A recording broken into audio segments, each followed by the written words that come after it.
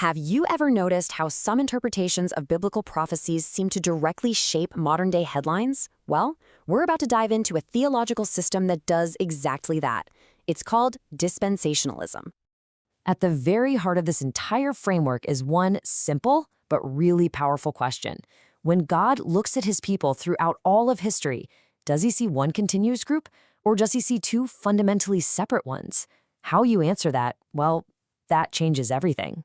So, at its core, dispensationalism carves up biblical history into different ages, or dispensations. But look, if you only remember one thing, make it this: the absolute, strict separation between ethnic Israel and the church. If you can grasp that single idea, you're going to understand everything else that follows. So, here's our game plan. We'll start with that foundational divide, trace its surprisingly modern roots, and then we'll break down the three biggest points of conflict with traditional Catholic doctrine. After that, we'll see how both sides use Scripture before we get into the real-world impact these ideas are having today. Okay, so let's really unpack that foundational concept. It all boils down to the idea that Israel and the church are on two totally different tracks with completely separate destinies. And this right here is the heart of it. In the dispensational view, all those Old Testament promises, the ones about a physical, earthly kingdom in Jerusalem, those are for ethnic Israel, and only ethnic Israel. The church, on the other hand, has a completely separate heavenly destiny. We're talking two different peoples with two very different futures. Now, you'd think that a system dealing with ancient texts must be, well, ancient itself.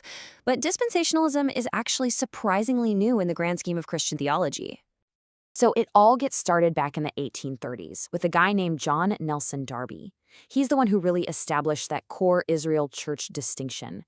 But it didn't really explode in popularity until the early 20th century, and that's thanks to the widely read Scofield Reference Bible. It basically put these ideas into the hands of a huge audience of American evangelicals, and it remains really influential in those circles today. So, as you can imagine, this core idea of two separate peoples creates some major friction with long-standing Christian doctrines, especially Catholic teaching. So let's look at the three biggest points of conflict. First up is the very identity of the church itself. The dispensational view sees it as an unexpected parenthesis in history, kind of like a detour from God's main plan, which was always for Israel. This is in direct conflict with the Catholic view that the church is not a detour at all, but the new Israel, the fulfillment of those ancient promises. The second big conflict is all about the Millennium. Dispensationalism teaches a future, literal, 1,000-year reign of Christ on earth run out of a rebuilt temple in Jerusalem. The Catholic view, however, is that the Millennium is happening right now. It's this current age of the church where Christ reigns spiritually. And third, and this is probably the one you've heard about, is the rapture. In fact, the popular idea of a secret rapture is a direct product of this very system. It proposes a quiet, silent removal of Christians from the earth before a 7-year tribulation.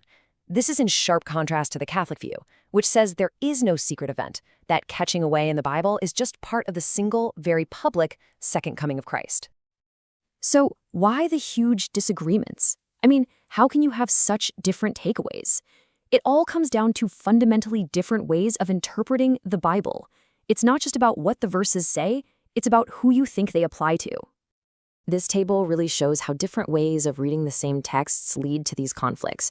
For example, dispensationalists see promises like in Genesis 12 as permanent for ethnic Israel, but the rebuttal argues that the New Testament reinterprets this to be about faith, not genetics.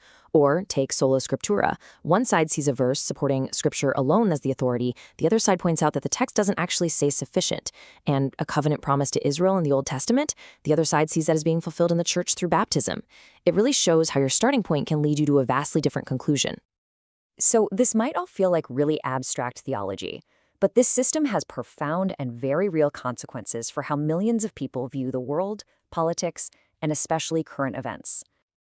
This quote from historian Timothy Weber is just so telling. It shows that once you accept that one core premise, that strict separation between Israel and the church, the whole system, including ideas like the secret rapture, suddenly seems to make perfect sense to its followers. It really is the key that unlocks it all. And that one key leads to some truly surprising conclusions. We're talking ideas like the church being just a plan B, or that huge chunks of Jesus' teachings don't even apply to Christians today. It also fuels this intense focus on geopolitics, where events like the founding of the State of Israel in 1948 are seen as restarting a prophetic clock. And, well, that in turn has led to a history of failed end times predictions. So, where do you find this belief system today? It's most prominent within Evangelical Protestantism. While it started with the Plymouth Brethren, its influence has spread to major groups like the Southern Baptist Convention and countless independent churches all over the world. And this brings us right back to where we started.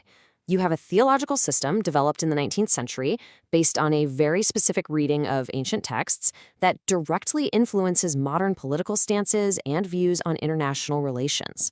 It really leaves us with a critical question to think about. Just how powerful is the line between ancient prophecy and modern politics?